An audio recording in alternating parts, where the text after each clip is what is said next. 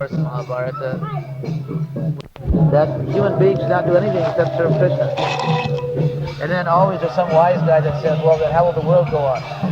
And Krishna says in Bhagavad Gita, Chaturvarnya Maya system, Guna Karma Vibhagasha. That he's created a social system. God is not spaced out. Krishna is not impractical. He's created a system. Not like this modern system, where economies go up and down, so many crazy things going on in society, so many social and political experiments that end up in chaos. Basically, it's the last several hundred years of history, just misfired or misdirected social and political experiments. More or less using huge populations as guinea pigs. Just like Marx, he thought, well, this seems like a good idea, let's try it out on a few 100 million people, see what happens. Isn't it? It's funny, nowadays they protest using animals in laboratories. What to speak of? What if, like, the Revlon company opened up a laboratory and they have, human beings in there, they just tied them down and subject them to all kinds of experiments. But that's basically what all these so-called thinkers are doing, political and social theorists, just taking billions of people and using them as guinea pigs.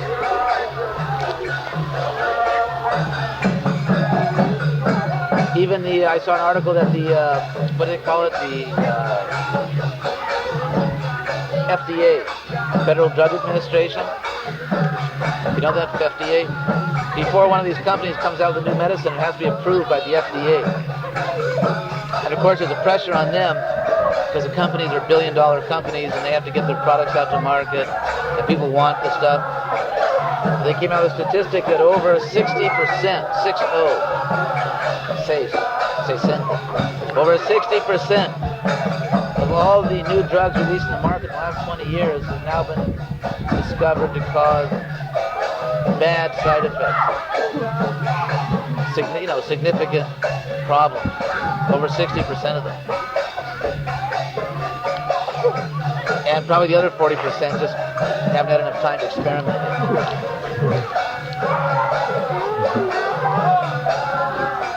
Anyway, the ideas of Vedic knowledge is coming down from Krishna. There's no question of experimenting. Krishna's given a perfect system for people to live. Brahmana, Kshatriya, Vaishya, Shudra, Grihastha, Sannyasi, Brahmachari, Vanaprastha. And for each order of life, there's Dharma. Grihastha, Dharma. Nowadays it's not like that. Nowadays it's married happiness. Or student life means you get to degrade yourself in this way. Married life, you get to degrade yourself in that way. And if you get older, they have special retirement degradations. How you can waste your life, how you can be frivolous.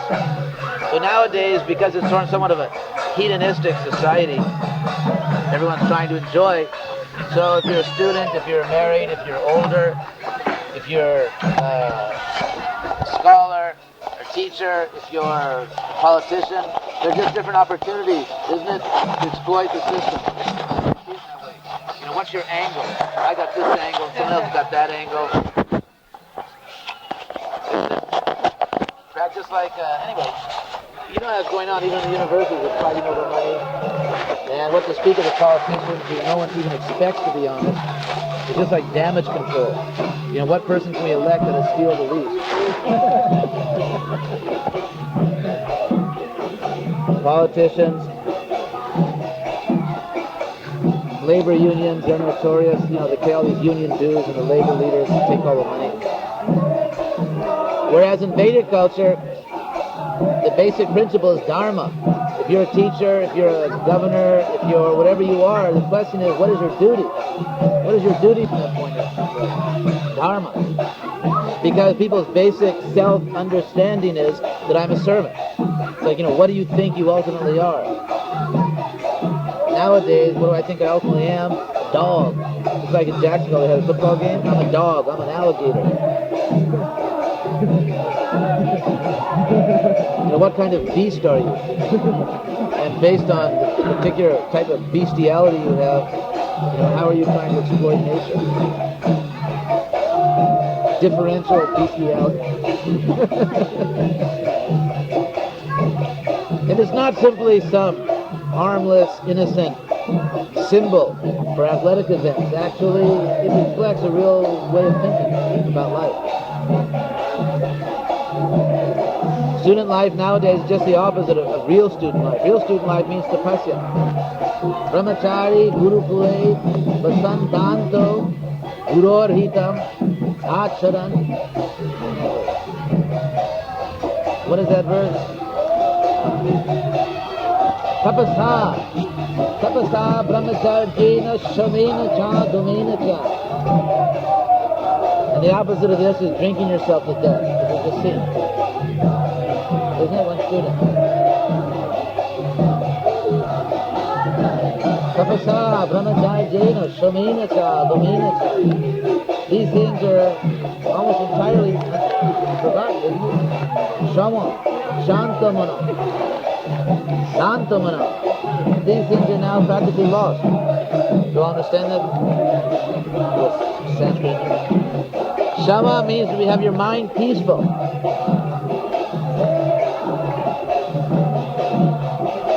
Not modern life, sex and drugs. Student life means sex and drugs. And see how far you can, pull a fast one on your teacher and make him think you know this stuff. As much sex and drugs as possible, and see if you can, and see what the scam is in each class. What does the teacher want to hear? Knowledge, yeah, knowledge means how to get more sex and drugs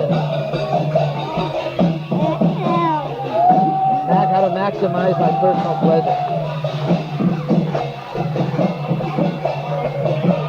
The people, there's a gross misunderstanding of what human life is really about, what we are. People don't know, don't have an accurate self-definition. They don't know what they are. Therefore, because they don't know what they are, they don't know what they should do. Just like, what if you bring me a microphone? I think it's just some type of sophisticated new necktie. Type of electronic necktie. If I tie it around myself, I think it's a very... I mean, someone could think that way.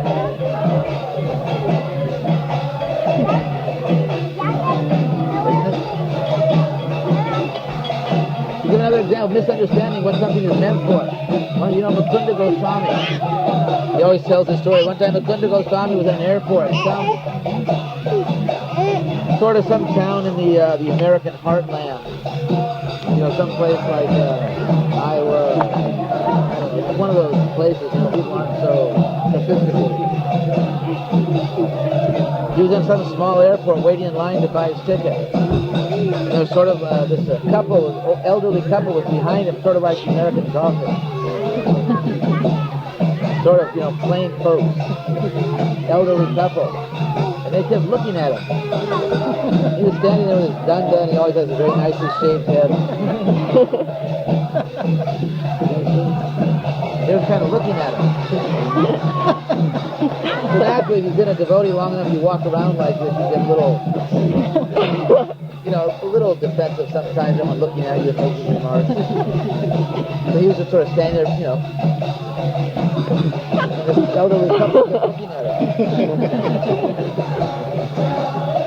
He was just holding on to his dunda. Finally, they came up to him and said, I walked up to him, he said, he braced himself, okay. The man came, but he was very nice, and he said, look at the dunda. He said, going fishing, huh?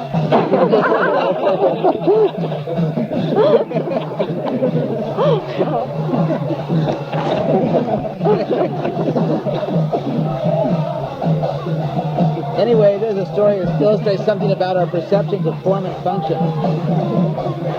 So what we think something is, what we think it's supposed to be used for. And are you, what are you? What do you really think you are?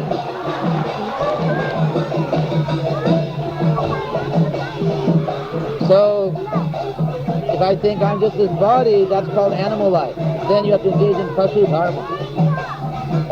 The animals, every pig and dog in the street thinks I'm this body, and man, am I sexy. I mean, basically, and that's what dogs, they really think that way. Dogs think they have sex appeal. Cats certainly think they have sex appeal. They think they're sexy, they're neat, they have very good bodies, they're strong. don't mess with me. This is what the animals are thinking. A human being can understand that, wait a second, there's some problems here with that. I had a little body, I have this body, I'm going to have an older body. These bodies are changing, but who am I? Who am I inside this body? So someone doesn't even catch on to that, doesn't even figure that out. He just sort of sails right through, sort of brain dead, no brainwave. Never stops to think, well, wait a second. Society tells me I'm this body, I think I'm this body, wait a second, it just doesn't compute, it doesn't work out. It doesn't come out right. Because I've changed my body so many times, but still I'm the same person. And then human life begins. Who am I actually? What am I doing in this body? I mean, anyone that has even a relatively small IQ can figure out you're not the body. Just like a typical ignorant person looks in the mirror and thinks, I look great, I'm terrific, combing his hair in different ways. Sometimes there's now a process of messing up your hair in a systematic way.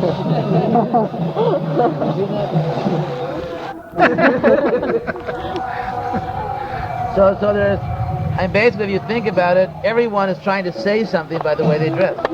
So what we're trying to say is that we're servants of Krishna. And our claim is that that's actually the right message. That's the right message. That's what we really are. We really are servants of Krishna. And so if you don't, somehow or other, if that's not what you're trying to say by the way you present yourself to the public, you're just saying something wrong. It's not like saying, well, you like vanilla ice cream and I like chocolate. Well, I like carob ice cream, so you can't say that, vanilla is better than strawberry, is better than pistachio nut, is better than anything. It's just different flavors. So they say, yeah, so if you think you have this philosophy, we have that philosophy, there's just different flavors of life, you can't say one's better than the other, but that's not true. Actually, that's not true.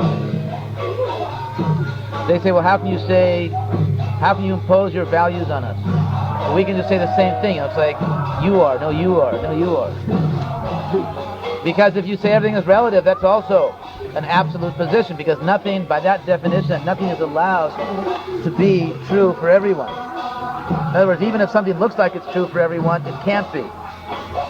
A priori, it's not allowed to be.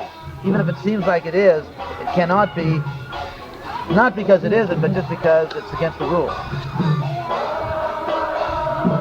So this type of dogmatic relativism is also certainly a very strong position to take.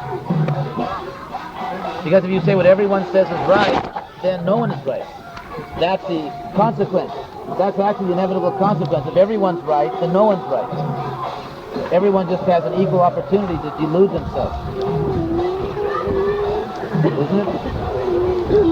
If everyone is right, then to be right becomes meaningless. It doesn't mean anything anymore. It's like if you say, why should one person be the governor of Florida? Hell no. Now everyone's a governor. Everyone that wants to be a governor, just say you are and you are. Okay, let's say 3 million people are stupid enough to declare themselves a governor, or smart enough, depending on what the political situation is, and who made the offer. So let's say 3 million people say I'm the governor of Florida. What that means practically is no one's the governor of Florida. No one's a governor. Because if 3 million people are, if even 7 people are, then no one is. At least not what we used to mean by governor. In the same way, if you say everyone's right, that's just a sneaky way of saying no one's right. At least if you say Krishna is God, at least there's a lot of people that believe that, either directly or even indirectly. By Krishna we mean God, so if you say Krishna is God, and if you don't believe in God you're wrong, then it turns out a lot of people are actually right. But if you say everyone's right, it turns out no one's right.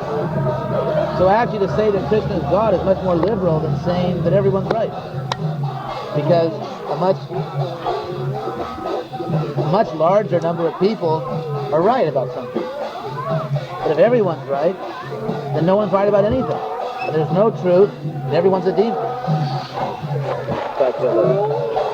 Just like Krishna says in the 16th chapter of the Bhagavad Gita, Asatyam, apratishkante, jagarahuranishwaram. The people say there's no God. If there's no God, then there's no semi-God either, or demi or semi-God. That means you can't say anyone's right over anyone else. Whatever anyone says is right, that means there's no truth. Everything is just true for you, but what does that mean? Like if I think that we're in Pennsylvania right now, what does it mean to say that it's true for me? If we're in the same place and I think it's Pennsylvania and you think it's Florida, what does it mean to say that both things are true? It means nothing. It's just gibberish. Tale, like Shakespeare said, tales told by an idiot signifying nothing. So the consequence of everyone being right is that no one is right. And that's really the consequence of saying there's no God. And if there is no God, then no one knows everything. If no one knows everything, no one knows if there's a God or not. So it leads to real serious philosophical problems. Isn't it? If no one's God, then everyone's more or less an idiot. Because if you consider how many things there are to know, we hardly know any of them. So if you hardly know anything, you could sort of like a borderline idiot. So if there's no God, who has the authority to say it? Even if there were no God, no one would know it. For sure.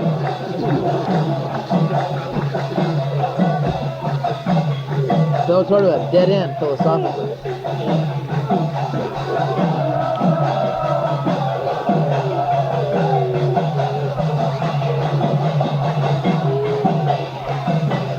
You get all that?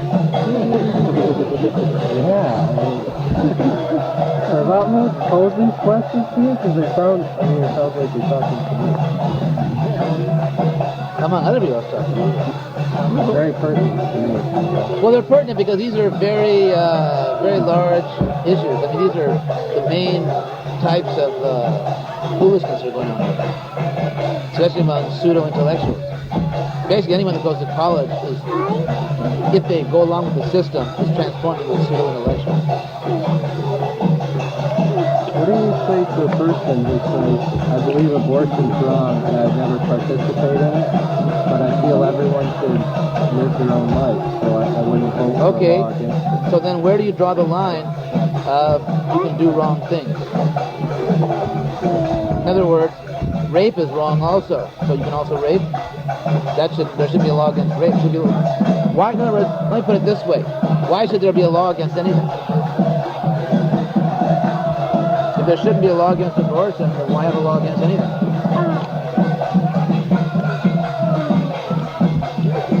You see, you have to have a consistent position. Then you're an anarchist? But if you're an anarchist, you're not an anarchist. Because anarchist means there's a law against laws. Because if it was true anarchy, you couldn't make laws. So there's a law against it. So it's pretty goofy, And when human beings don't accept God and try to do something else, they become pretty silly pretty quick.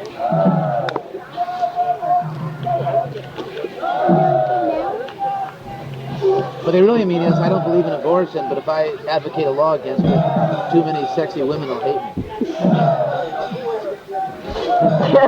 This is a private matter. The government cannot come to private life. Well, what if all right. Well, okay, then that means the government, what if I say I'm just going to kill you privately? I'm not going to do it publicly. I'm going to, invite you over, even feed you, to create a false sense of confidence, close the doors, lock all the doors, make sure there's not a single member of the public present, and then kill you.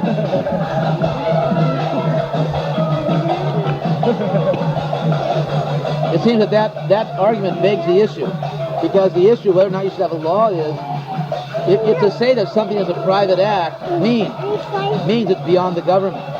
So to say things beyond the government should be beyond the government doesn't really tell us a lot, does it?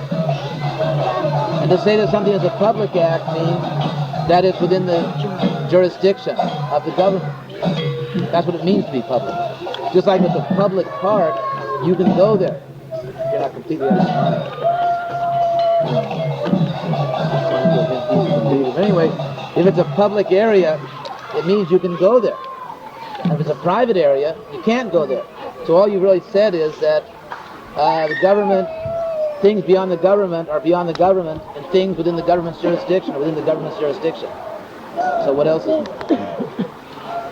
The real point is, if it follows logically that there should be a law against abortion, that means it's a public domain. That's what we mean by saying there should be a law. Those are just different ways of saying the same thing.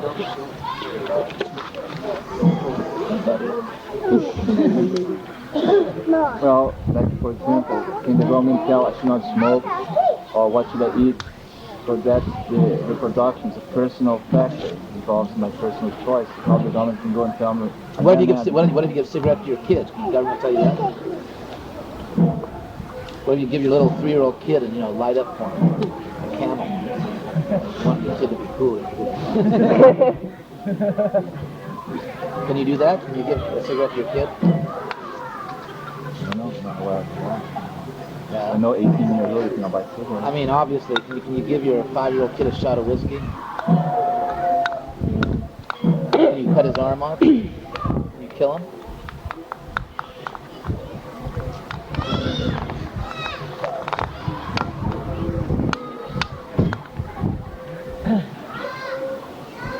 That's the point. This whole thing, these arguments in favor of abortion, really, their strategy, which is obvious.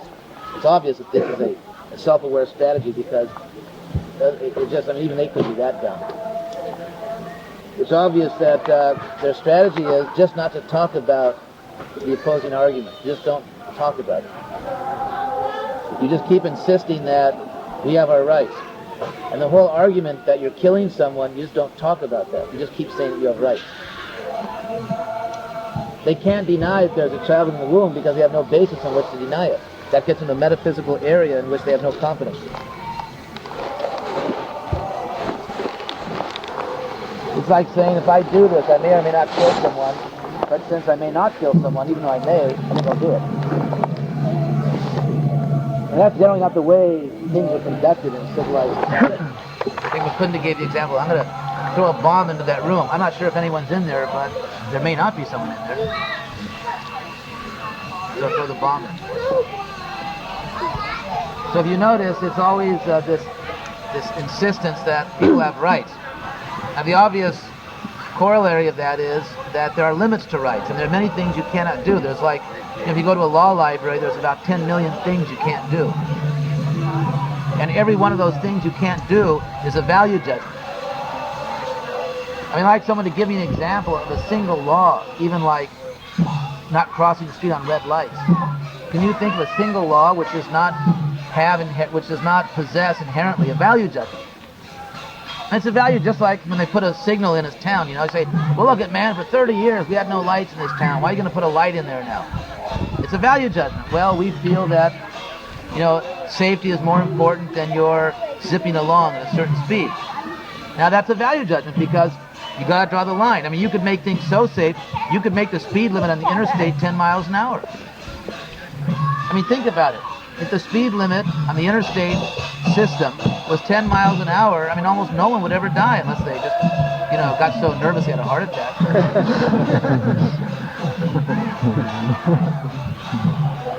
But in fact, the speed limit is not 10 miles an hour. It's not even 20 or 30 or 40. It's not even 50. Now, it's a scientific fact. I'll have you know. That the higher the speed limit is, the more people die. So it's not an obvious point that we just always advocate safety. Sometimes you say, well, we'd rather go faster and let another 10,000 people a year die. Even though those include children, women, men, elderly people, mommies and daddies. But we just figure it's better to have 10,000 more people die, which is what we're talking about, because we want to zip along.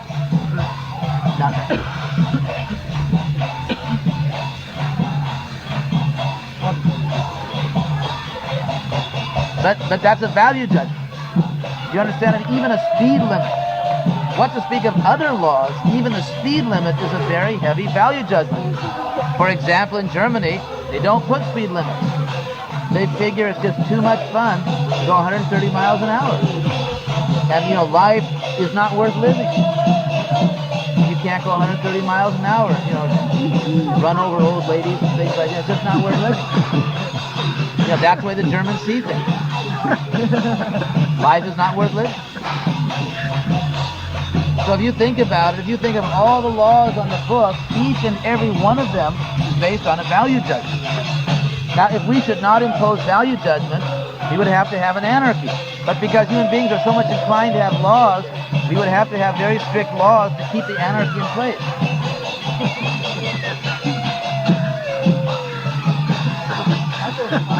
So life without the imposition of value judgments is some strange state of existence which I can't really even conceive of. I don't even know what that means. A society in which no one imposes their values on anyone else, I can't even imagine what a society like that would be like. I can't even imagine. It's inconceivable. I don't think anyone could describe such a society. So the real question is, which values? It's not whether, but which.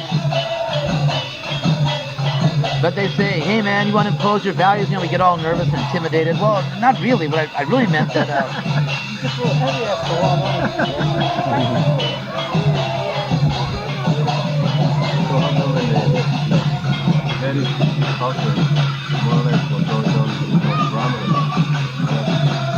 Because they've already assimilated the values so well, they don't need to be babysat.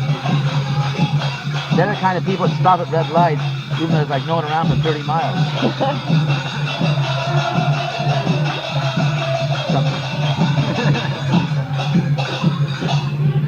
Obviously, our promise are beyond Hong Kong. Yes? Well, then what happened to the people that they say, well, your value-based theory that you shouldn't have an abortion is like religious or it's a metaphysical view? There's no theory which is not value-based. Your theory, there should be abortion, is value-based. It's also metaphysical, because all metaphysical means it's based on what you think is real. That's what the word metaphysical means. Okay, what about those people who choose not to have that as a So part what? of the... Well, are you saying that people should be allowed to carry out all of their choices? Do you believe that? Well, the country is based on that. No, it's not, because my choice is there shouldn't be any abortion, but the government doesn't carry it out. The country is based on everyone doing whatever they want? Are you really sure about that? That's the way it's interpreted, but no, it's not at all based on that. It's based on actually common submission to a principle. There's a constitution. Constitution means what you can't do, what you can do. So if everyone can do what they want, why have a constitution? What if you don't want to wear clothes? What if you want to just walk around in your birthday suit, as they say?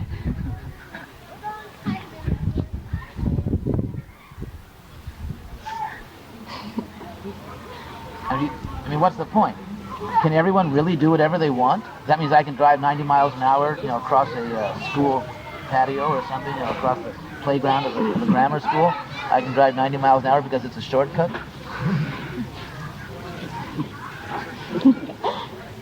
Can people really do whatever they want? Is that really why America was founded, so people could do anything they wanted to do? Or so they could have the freedom to do decent and proper things?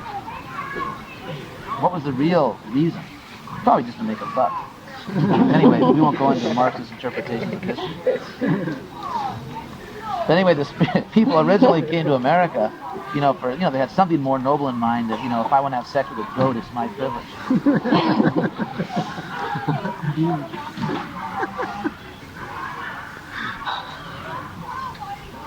Probably. I think that would be more noble. I'm pretty sure. When you mentioned accidents and interstate highway speed limits, it made me a question that I had regarding accidents and karma. And some people say you can prevent accidents, and I'm thinking, well, you can't prevent them, it's that karma. So what do you say about that? Are car You can't prevent them, but you can cause them. That's true. Are car crashes accidents, or are they just karmic for the people in the cars? It's all that. In other words, the point is, I mean, think about this, you cannot prevent an accident, but you can cause one. What does that mean? That whether or not you're the cause of the accident, it's going to happen. It's someone's karma. But you can prevent your being the cause. Otherwise, you could walk on the street and just start shooting people and say, it's your karma, it's your karma. And technically, it might be. The point is, you can't take the law into your own hands. Even if something is unavoidable, you don't have to be the cause of it.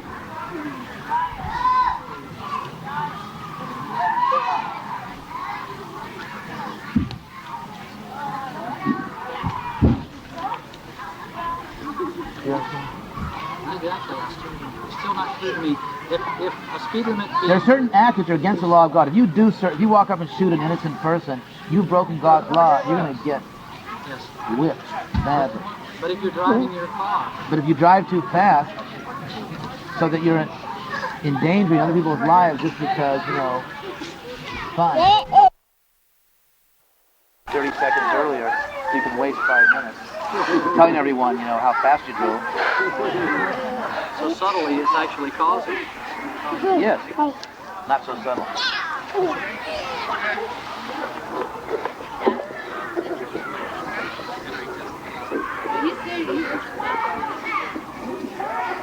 Prepárame un platazo. Oh. I don't want to be the cause of everyone listening to Prasadam, so... actually, you can all go get Prasadam and come back if you like. I'm going to take a little Prasadam too, before I fall over back. Based on Krishna's name. Yes. Can you explain it? Well, it's sort of what it sounds like. H.D.Goswami has his Harinam Vyakaran. Vyakaran in Sanskrit means grammar. So Harinam Vyakaran means it's a grammar, but all the rules are called by different names of Krishna, like the Krishna rule, or the Purushottama rule, Madhusudana, and so on. Boy, Ram Virya just awarded you the renounced order of life. Are you going to give me a new name? I could change that. What? I could change that. How is Sankirtan? You want Sankirtan? Well, I was mostly feeding the Sankirtan devotees. That's all the Sankirtan. That's very good. Kitchen department. We were making cookies for the Christians. It seemed to make things a lot easier. Really, that cookies, common language. Their only hope. We call them gyms.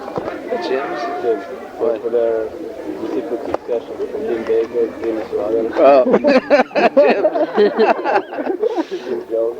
Okay, why don't you all move over this way so I don't have to swivel my head so much. Elitist. We say that, we don't say bluntly that this is the only way. At least we don't say it to them. But what is the sense of being an elitist? An elitist seems to mean that,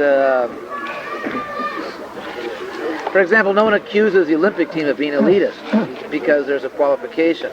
It's not based on, there's a sense, for example, if people are trying out for a sports team, that if someone really tried hard enough and really just totally dedicated their life to it, they'd have some chance to make it. Whereas elitist, like in the sense, well, you were born in the wrong family, you can't change that. No matter how hard you work, you can't change the family you were born in, you can't change what race you are, you can't change all that. Or the fact that, other things like that. So people generally make a distinction. Generally the word elitist is reserved for those types of funnels, where you got to get into some place where there's some qualification which really you couldn't achieve even if you were sincerely wanted to. Whereas when things are on merit, it's generally not called elitist because it's open for everyone. So everyone, Krishna consciousness is open for everyone, and we don't discriminate. Sometimes, of course, we even take that to an extreme, but anyway, we don't discriminate, and anyone can become a devotee. So the word elitist doesn't really apply there. As far as I can understand the normal way that word is used. Well, how about being the way we preach? That seems to be that this is the only way. Actually, we accept all religions. Well, there's a difference between saying that this will take you farther. Now, just like, let's say I'm a car salesman, and I say, this is the only car. There are no other cars. Other things that appear to be cars really aren't cars. And they're just, other things cleverly disguised as cars. And actually, this is the only brand that will even take you 1 mile down the road. Other so-called cars really, won't even take you 10 feet down the road. They're not really cars at all. That's a lot different than saying, yeah, there's a lot of cars in the market. There's even some good cars in the market, but this is the best car. There's a difference between claiming that, yeah, there's different things out there, but this is the best. Because then, if you at least admit, whoa, that was not intentional, don't assume it. Okay. There's a difference. If you say, okay, here's a bunch of things here's a bunch of things basically in the same category, or trying to be in the same category. So because there are some common features, there are enough common features so that you can identify a common language by which you can make mutually acceptable comparisons, mutually acceptable in the sense of everyone agrees to be fair and not be a jerk and, and take their ball and go home. In other words, if everyone stays, like for example, that let's say we say, that you say, that they say, that actually the goal of religion is to love God. But people have to agree, right? Because you can catch a lot of religions and say, look, it says in your book, right? So the goal is to love God. Now because there's agreement, there's some common language there, there's some common terminology, and therefore there's enough in common to construct a valid comparison. You're not comparing two things that are so dissimilar that really you don't know how to compare them. Or where the claim is made not simply that this is a better apple than that apple, but this is a real apple, but this here looks like an apple, but it's actually just a figment of your imagination. It's not even an apple at all. It's really poison, which has been cleverly painted as an apple. It's not even really an apple. So if you're holding something in your hand that looks like an apple and smells like an apple and tastes like an apple, and someone says it ain't an apple, then you just don't know where to go from there, because then it's not a simple comparison where you all agree on certain types of qualification, criteria. Now it's just a measuring process, but rather it involves some radical theory of delusion, which really throws into question the validity of any kind of knowledge, and you don't know where to go. So in that way, to make the claim that okay, this is religion, that's religion, okay, everybody, everyone comes in with their uniform on, and their number on their back, and then you see who wins. In other words, everyone's more or less playing the same game, but you see who can play the game better. That's one thing. It's another thing just to say that, this appears to be a religion, but it's not. It's just the devil. I once had a Christian tell me in Atlanta at a Panihati festival, he was a lucky Christian fanatic, happened to walk in there, but I gave him some arguments. He said, those arguments are so good. In fact, those are such good arguments, that proves it's from the devil. Only the devil. He proceeded to I don't know if he rebuked me or the devil in me. I don't know. He rebuked something, but so I counter-rebuked him. So it's not that kind of thing where you just, in other words, that's dogmatism. There's no common language, there's no reasonable standards for comparison. It's just, I have some secret information that you don't have, and therefore no matter what things seem like, no matter how reasonable it is, no matter anything, it's just, it's all the opposite of what it is, just because of some magical power in the universe. And what do you do about that? There's not really much basis there for what normally would be considered a reasonable conversation. Those aren't the kind of claims we make. What do you worship men and you argue the scriptures and everything like that? Actually, the Christians were accused by the Romans. They were considered to be barbarians because they had some kind of leader, but they ate his flesh and drank his blood. So people thought there was some really bizarre ritual involving cannibalism. They thought that. I mean, back then, the Romans were completely baffled by all this. They thought it was some weird voodoo. Here's their leader, they say is God, and they actually eat him. They eat his flesh and drink his blood. I mean, if you don't really know what they mean, that sounds pretty spooky.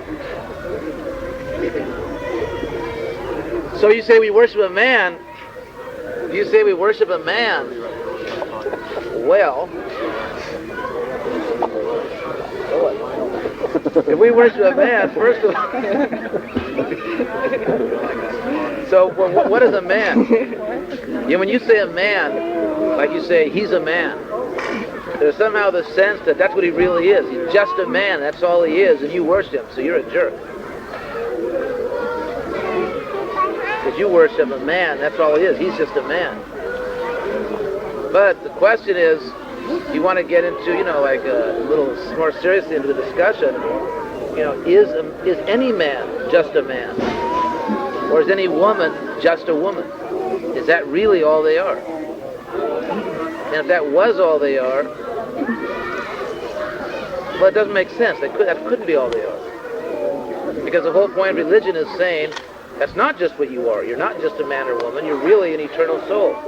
So if you're really an eternal soul, then are you really a man? I mean, what would be a proof of that? Well, how do we know that they're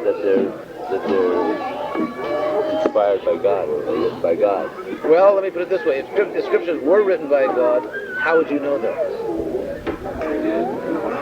Do you accept that scriptures could be written by God, and that if they were, you could know that? Do you believe that? If you don't, then your question is just like a come on. It's like an ambush. You would thought there will be evidence for everyone. What? There will be valid for everyone at all times. Yes, but valid is not evidence. It's valid that no one should smoke. I mean, we can say that it's not really good for anyone to smoke, but that's not evident to everyone. Well, some people... you could give literally millions of examples, especially if you got into things like pharmaceutical industry. You could give millions of examples of things which apparently are all right, but actually are not. So to say that something that if God wrote a scripture, everyone would know it, implies that everyone is God realized. Could be. Well, anything could be, in the sense that by could be you mean that you could say it. In other words, if you say could be, it means that it's something which can be expressed in ordinary language or something which exists. So I do accept that God can write scripture. So how would I know that your Well, if God, let me ask you this. If God had written scriptures, who would he write them for? Humanity, fallen souls. Humanity, fallen souls. He'd write them for everyone, but not everyone, just like when I write a book, I write it for everyone, but everyone may not read it. Yes. That's what we say about the Bible. The Bible is useful for everyone, but some people don't read it, or they don't understand it. So, that's right. There may be different reasons also they don't understand it. But anyway, getting back to the general topic of scriptures, if God has written scriptures for everyone, then how can we know that? State the scripture itself.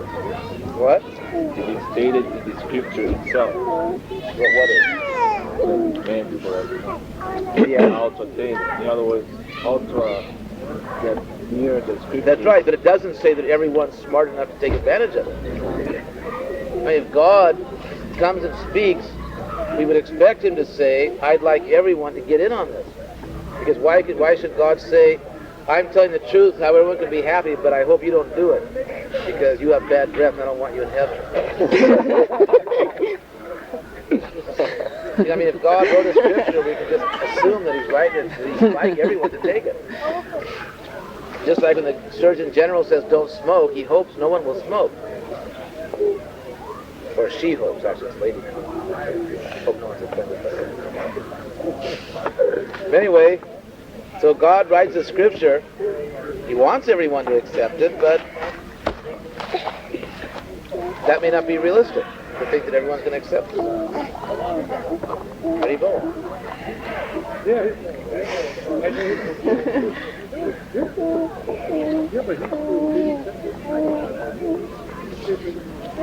So if God has written a scripture and you want to prove to you, in other words, do you think that God is like a talent show or something? He's got to prove himself to you, or in other words, not elitist. No. There's a difference between a autocracy and a meritocracy. Meritocracy means rule by merit. If God has given a scripture, and if he says you have to become qualified, that's not elitist. If I say you can't read this Bhagavad Gita because you were born in the wrong family, wrong race, wrong religion, wrong country, or whatever, or we just don't like you, no real reason, we just don't like you. That's what we mean by elitism. Not that there's some qualification required and it cannot be given out freely to people who are really very frivolous and whimsical about it. Well, Christ, his disciples were exactly qualified according to your saying. They were qualified in some way. They were qualified to some extent by their dedication to him, and therefore, you know, they were certainly blessed in some ways, to some extent. So the general principle is there. The general principle is there that, you know, you have to serve the guru.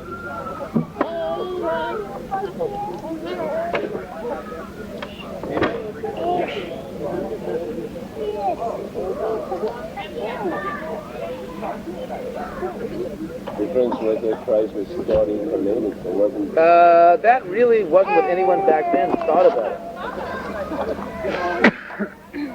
If you actually go back and read all that stuff, that's really not what people were thinking back then. The people that knew him and his apostles, they didn't think that. They thought it. They kept it in the closet. They didn't say it. I mean, they said everything they could about him. They were trying their best to convince everyone that this is really a neat thing, but they didn't really say that. You could say he's God incarnate in the sense that he's representing God. That any representative of God, incarnate means in the carnate, in the flesh. So anyone, you could say, I mean, in a sense, we're all God incarnate in the sense that God is in our hearts. And when you actually start representing God, then you really get going as God incarnate. But as far as saying that, you know, he's Vishnu, that really wasn't the program.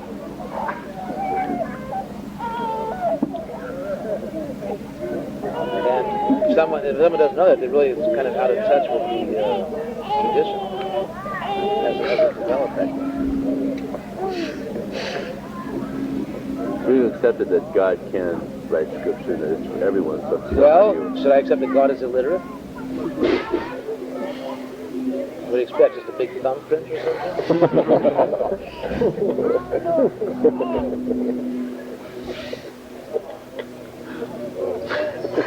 Someone asked me what were the Vedas written down on. They thought maybe it was like a big stone. Computer paper.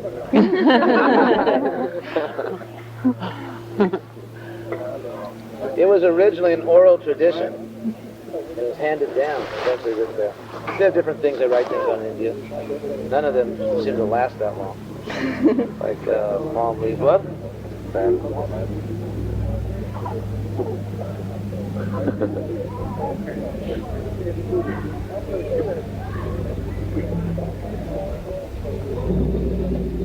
Yes? Is it proper to say that as proof of the validity of the scriptures, if you follow the scriptures, you get some realization? Yeah, I hope so. If you don't, you better see what's going on. Krishna, ultimately you say prove it.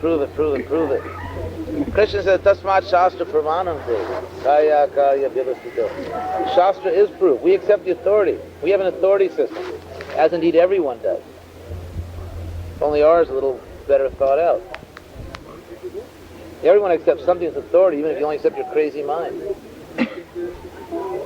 We have Guru, Sadhu, and Shastra. It's very powerful. Tripartite authority structure. That we have the bona fide spiritual master, we have the scriptures, and we have great saintly persons. It's very powerful. It's a very powerful tradition. We may even take it for granted sometimes because, you know, we're always in it, so we just, after a while, you don't see it anymore. But actually, it's very powerful. Very powerful, very heavy, powerful philosophy. It works wonderful. Not theoretical. It seems like some of the saints different opinions, like the matter. and tradition. So what do you do? You pick up, choose a particular saying that agrees with what you say? We have a specific claim that Krishna is the Supreme Personality of Godhead. That's our specific claim. And we say if someone doesn't agree with Krishna, they're wrong. Krishna's not wrong. So ultimately, we accept Krishna as authority. You have to stop somewhere. Aristotle made this point. You have to stop somewhere and just admit that this is my point of reference. No use pretend that you don't have one, because you do. I'm just neutral. I'm just like a perceiving machine. I just, whatever. It's not really. Because in order to conduct research, you have to go out and look for something. What are you going to look for? You don't look for things unless you think they exist. You don't look for things unless you think there's a good chance, a reasonable chance, even a fair chance it may exist. I mean, how many of you have ever gone out looking for unicorns? How many scientists actually get grants to look for unicorns? Maybe they do nowadays, but no, not now. They pay back the budget. They might have 20 years ago. Or even maybe a grant to study the, growing patterns of unicorn fingernails. PhD. But anyway, you look for something that means you think it exists. And there's a lot of things that might exist, but why are you looking for that one? So first of all, if you research anything, it's because you think it probably exists, or it may exist. And the second thing is, there's a lot of things that may exist. Why'd you pick that one? Do you think it may exist? Do you think if it does exist, it's worth looking for? It's like Sammy said, I think maybe there's I suspect that during the day today, someone probably spit somewhere on this farm. Well, I don't know for sure. So I'm going to get a lot of sophisticated chemical, laboratory equipment. I'm going to go over this farm inch by inch and see if I can find any trace that someone spit here today. I mean, you could do that, and technically it'd be a very scientific thing. You could say, but, I mean, would you say, well, that person's a good scientist? No, you'd say that person's weird. Why would you say that? Because even though his methodology is systematic and scientific and all that, you think, why would anyone who's truly science-minded, why would they look to see if someone spit? If he just wanted to study, the effect of spitting on this ground, on the soil, he could just spit himself and then just, see what happens. So the fact you're looking to see if anyone spit here on the farm today means that although you're proceeding systematically, you're a little cuckoo. Because there's also the fact, what are we talking about? Significant knowledge. So, I mean, consider it. Every time you set out to look for something, number one, you think it may be there, because if you think it's not there, you wouldn't look for it. So you have some faith that it may be there. Secondly, you think it's significant. That's a value judgment. Why would you look for one thing and not another thing? Because you think, well, this one thing is significant. Why is it significant? Well, now we get into your philosophy. So therefore, no one researches anything, no one looks for anything unless they already have a lot of ideas. A lot of ideas, things they believe. Otherwise, you don't do anything. Even if you want to sit and vegetate, let's say you got really psychotic and you just sitting and vegetating, that's also a statement, I mean, it's not a very good one, but it's, it's a belief system. I think the best thing I can do right now is just vegetate. So if you think about it, there is no point at which the living being is devoid of faith and a particular belief. It's not that I'm just a neutral right now, I'm not going anywhere, I'm just a neutral, and I don't believe anything right now. That's silly, that's childish. You just ask them, well, do you believe that at this point you don't believe anything? Because sometimes people fool themselves. Are you just pretending you don't believe anything? No, I really don't believe anything. Or I'm really convinced I don't believe anything. I mean, all those little silly word games, I believe I don't believe anything. I really believe it. I know I don't believe anything. And I believe it that I think it. It's just, it gets very silly very quickly. So this idea that now it's actually even dying out in the social sciences, that there are neutral observers. Actually, that's even out of fashion. Isn't it, Brahmacharya? That's out of fashion now. Now when people write social science books, they say, first of all, I'd like to admit all my hang-ups, biases, and values and all that. So therefore, this this sterling dichotomy between subjectivism and objectivism, science and mere belief, and that God and the soul are in the mere belief category, and there's another thing called science, which is just hard facts. People who can face the real world, intellectual heavyweights, cool people. That is, you can't really sustain that philosophically. It just breaks down very quickly. It's not a real way of looking at the world. It's a very self-serving, self-aggrandizing myth. It's not the way the real world is. You find out as soon as you do science. Like take astronomy, where they study the stars. For astronomers, they admit sometimes that actually astrology is much more popular than astronomy. But anyway, in astronomy, 99.99% of astronomy is based on, you know what? Anyone know? Observation. What? Observation. Yes, but observation of what? 99.9% of astronomy is based on, don't you know? Well, looking at light spectrums. Spectra, that's the plural. Looking at light spectra. That 99.9, most of astronomy nowadays does not involve naked eye observation, through telescopes. Does not, in the whole range of light, there's visual light, roughly between 6,500 and 5,000 angstrom units.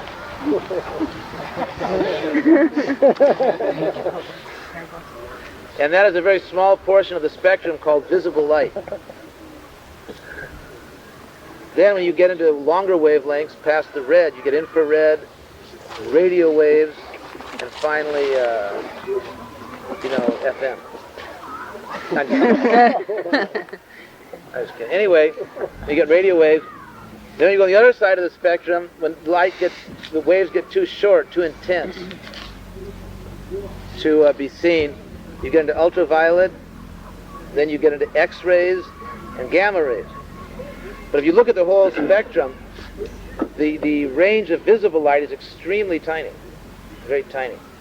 And most of astronomy now is not based on observation of visible light. It's based on radar astronomy, radio astronomy, ultraviolet astronomy, infrared astronomy. Anyway, I don't know why I'm talking about this. But my point is, all they're doing basically is getting light back from these objects, whatever they are, out there.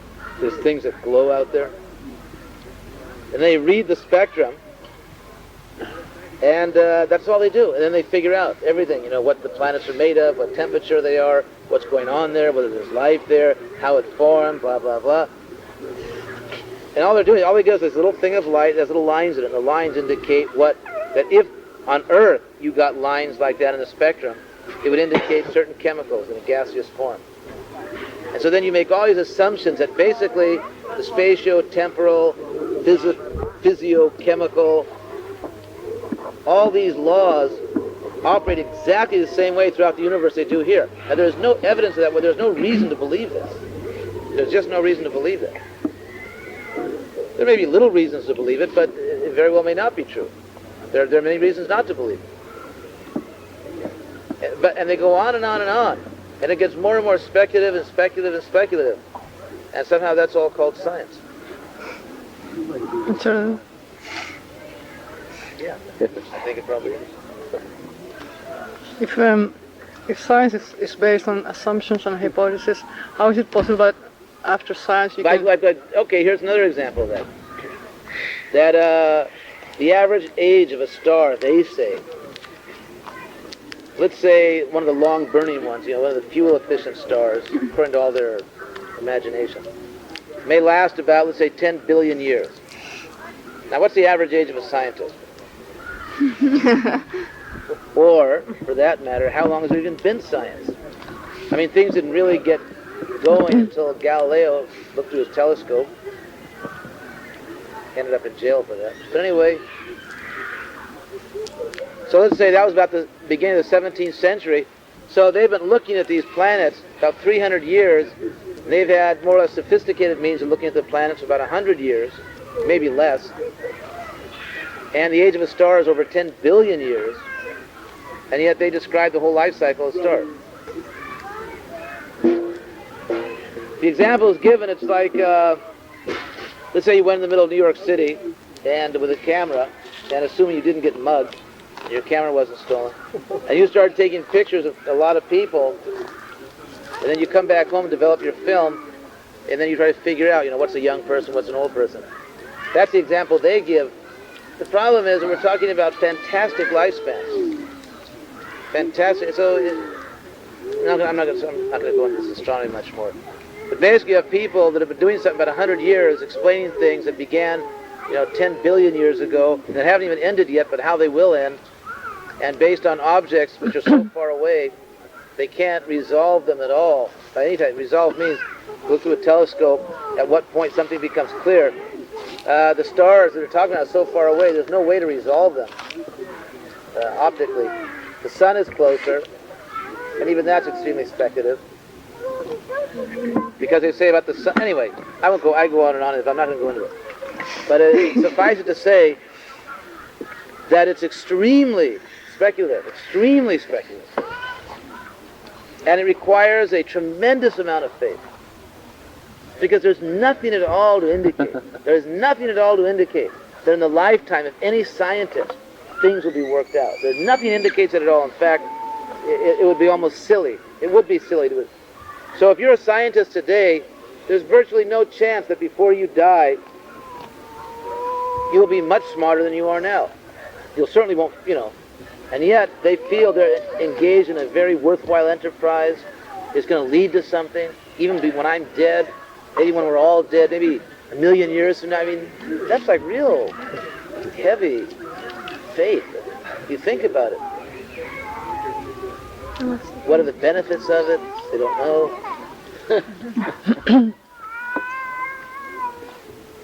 But technology works. You can produce things with technological, production and work. So you can make cars and things like that. Yeah. So if there are is that a good idea to make cars?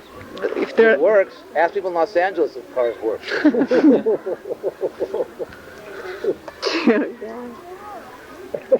So maybe that shows that science is not completely